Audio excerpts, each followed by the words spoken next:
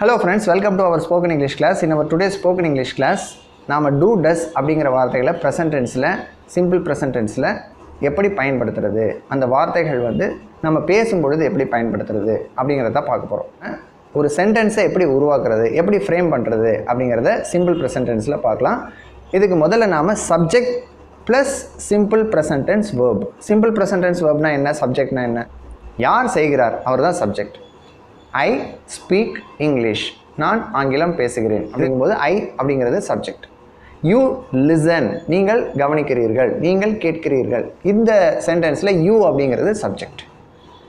He plays volleyball. அவர் volleyball விளையாடுகிறார். இதில் அவர் அப்படிங்கிறது அந்த he அப்படிங்கிறது சப்ஜெக்ட். யார் செய்கிறார், செய்பவர் இங்கிலீஷில் சப்ஜெக்ட் அப்படின்னு சொல்லுவோம். இப்போ verb அப்படிங்கிறது வினைச்சொல், ஒரு ஆக்ஷன் வேர்டு, என்ன செயல் செய்யப்படுகிறது அதுதான் verb. உதாரணத்துக்கு go, come, read, write, play இந்த மாதிரி நிறைய வார்த்தைகளை நம்ம சொல்லலாம். இப்போது இது ரெண்டையும் நம்ம சேர்க்க போகிறோம். இப்போ இந்த go, come, read இந்த மாதிரியான வேர்ப்ஸை வந்து சப்ஜெக்ட் கூட சேர்க்குறோம். I go to school. We learn English. They practice football. Do, does இதை நாம் எங்கே பயன்படுத்தணும் அப்படிங்கிறத தெரிஞ்சுக்கலாம். அதுக்கு முன்னாடி ஒரு எக்ஸாம்பிள் நம்ம சென்டென்ஸை எடுத்துக்கலாம். You play chess. நீங்கள் செஸ் விளையாடுகிறீர்கள் அப்படிங்கிறத வச்சுக்கலாம். இதை நம்ம கேள்வியை கேட்கணும் இல்லையா, நீங்கள் செஸ் விளையாடுறீங்களா, உங்களுக்கு அந்த செஸ் விளையாடுற பழக்கம் இருக்கா, இந்த மாதிரி வந்து நம்ம கேள்வியில் கேட்பதற்கு இந்த டூங்கிற வார்த்தையை அதிகமாக பயன்படுத்தணும். Do you play chess அப்படின்னு நம்ம கேட்கலாம். இப்போ இந்த do you play chess அப்படின்னா என்ன அர்த்தம் அப்படின்னா, நீங்கள் செஸ் விளையாடுவது உண்டா. Do you like mangoes? உங்களுக்கு மாம்பழங்கள் என்றால் பிடிக்குமா.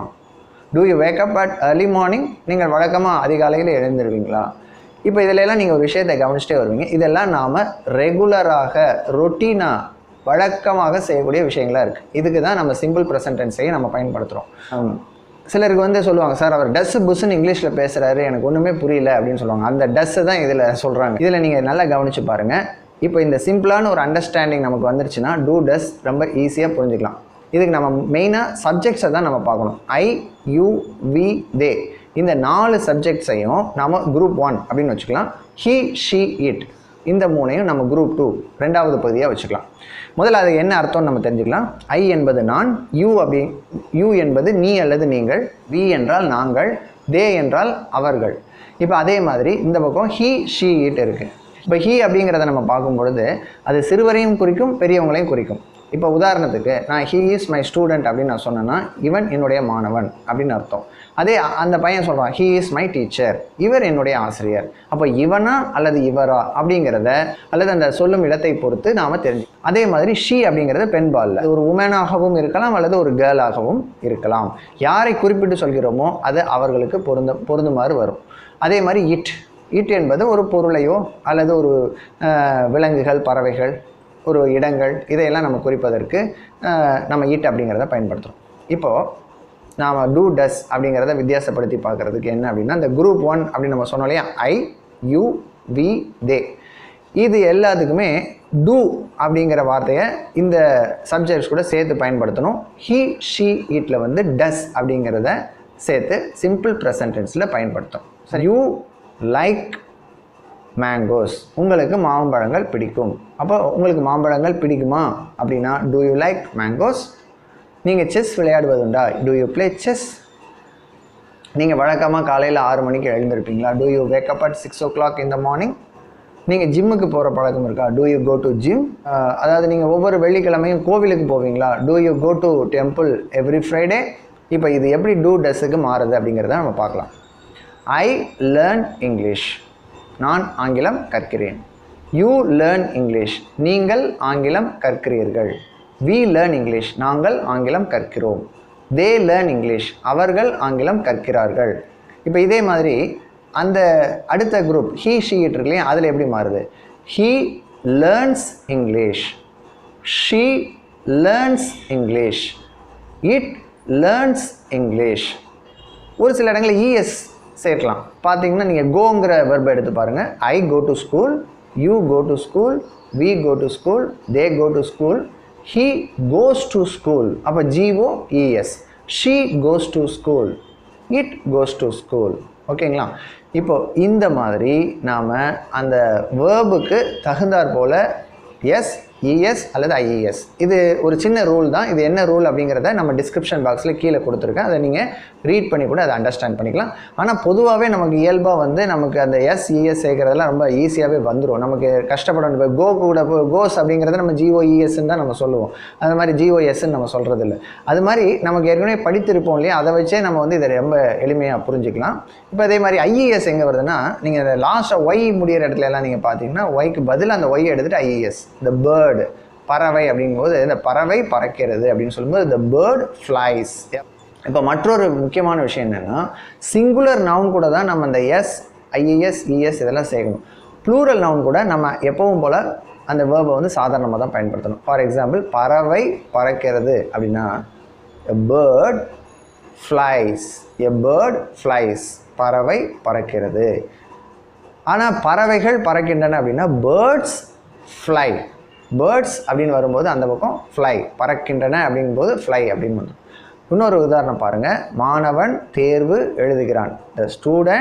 a student writes exam. ஆனால் மாணவர்கள் தேர்வு எழுதுகிறார்கள் அப்படின்னா ஸ்டூடெண்ட்ஸ் ரைட் த எக்ஸாம்.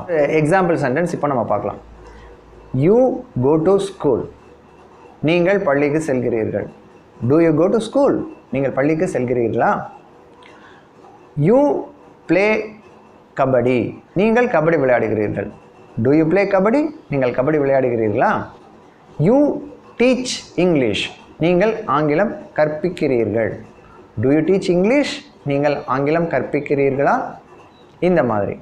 இப்போது இது எல்லாத்தோட நீங்கள் பார்க்கும் பொழுது I, you, we, they இந்த சப்ஜெக்ட்ஸ் கூட டூவை பயன்படுத்தலாம்.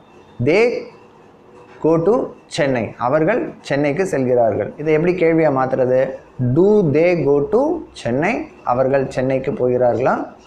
இப்போ இதே மாதிரி he, she, it கூட நம்ம டூவை பயன்படுத்த முடியாது. அதற்கு பதிலாக does அப்படிங்கிற சொல்ல பயன்படுத்தணும். he goes to school. அவர் பள்ளிக்கு செல்கிறார் அல்லது அவன் பள்ளிக்கு செல்கிறான். இதில் நம்ம கேள்வி எப்படி மாற்றுறது அப்படின்னா, he goes to school அப்படிங்கிற அந்த சென்டென்ஸில் நம்ம கேள்வியாக மாற்றும் போது does he go to school அப்படின்னு நம்ம மாற்றணும். So does he goes to school அப்படின்னு நம்ம சொல்லக்கூடாது. she learns Bharatanatyam. அவள் Bharatanatyam கற்கிறாள். does she learn Bharatanatyam? the computer works quickly. அந்த கணினி விரைவாக செயல்படுகிறது. it works quickly. அப்போ அது விரைவாக செயல்படுகிறதா? does it work quickly? the bell rings. does the bell ring? இந்த மாதிரி அதோடைய கேள்விகளை நம்ம உருவாக்கணும். இதே மாதிரி நாம் negative sentences, you play chess அப்படின்னு நம்ம சொன்னோம். நீங்கள் chess விளையாடுகிறீர்கள். do you play chess அப்படின்னு நம்ம கேட்டோம். அதுக்கு பதிலாக நீங்கள் செஸ் விளையாடுறது இல்லையா, don't you play chess அப்படின்னு நம்ம கேட்டோம். don't you like mangoes? don't you go to school? இந்த மாதிரி நம்ம கேள்விகள் கேட்கலாம். இதே மாதிரி டஸ் பயன்படுத்தும் போது அதுக்கு பதிலாக டஸ் நாட், அதை நம்ம சுருக்கமாக டசன்ட் அப்படின்னு சொல்கிறோம். Doesn't he go to Chennai? அவர் சென்னைக்கு போகிறது இல்லையா.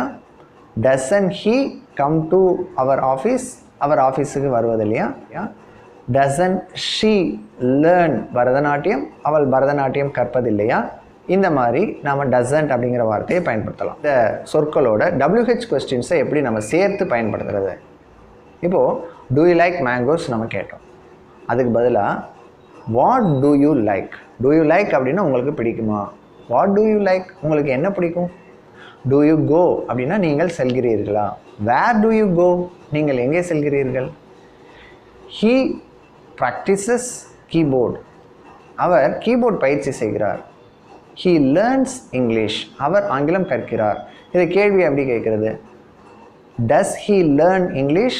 does he practice keyboard? இப்போ இது கூட நம்ம WH கொஸ்டின் சேர்க்கலாம். what does he practice? அவர் என்ன பயிற்சி செய்கிறார்? what does she learn? அவள் என்ன கற்கிறாள்? இந்த மாதிரி. it works well. அது நன்றாக வேலை செய்கிறது. does it work well? அது நன்றாக வேலை செய்கிறதா? doesn't it work well? அது நன்றாக வேலை செய்வதில்லையா? how does it work? இது எப்படி வேலை செய்கிறது? what do you do? நீங்கள் என்ன செய்கிறீர்கள்? how does he come? அவர் எப்படி வருகிறார்? He comes by bus. அவர் பேருந்தில் வருகிறார்.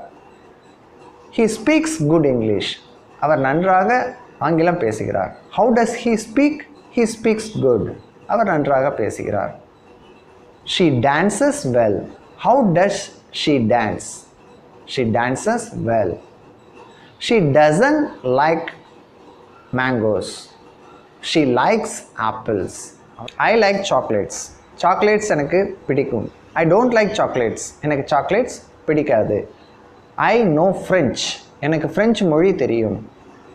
I don't know French. எனக்கு French மொழி தெரியாது. I want water. எனக்கு தண்ணீர் வேண்டும். I don't want water. எனக்கு தண்ணீர் வேண்டாம். இப்போ இதே மாதிரி ஐ யூ வி தே இது எல்லாத்துக்குமே அந்த டோன்ட் அப்படிங்கிறத நெகட்டிவில் யூஸ் பண்ணுறோம். ஆனால் ஹீ ஷீட்டில் டசன்ட் அப்படிங்கிறத பயன்படுத்தணும். He likes chocolates. He doesn't like chocolates. He knows French. He doesn't know French. She wants water. She doesn't want water. It works well. It doesn't work well.